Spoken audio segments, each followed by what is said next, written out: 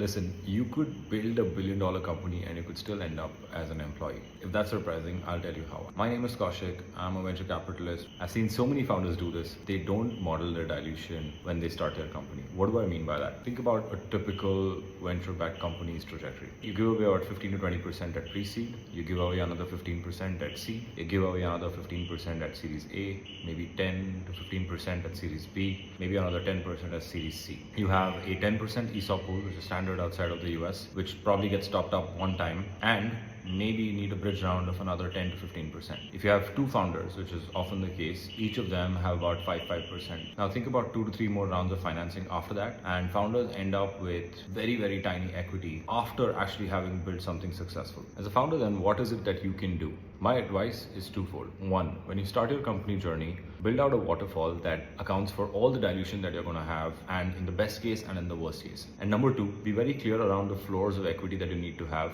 for yourself to stay involved in the company. Often venture-backed companies have, very rocky early years, and sometimes they just hit an inflection point and take off. And that is the right time to ask for a founder top up if you are struggling with equity as a founder. Now, obviously, you have to raise the money that you have to raise, and you have to face the dilution that you have to face. But make dilution a choice so that by the end of it, you're left with good enough equity when the company IPOs or gets sold so that you make generational wealth for you and your family.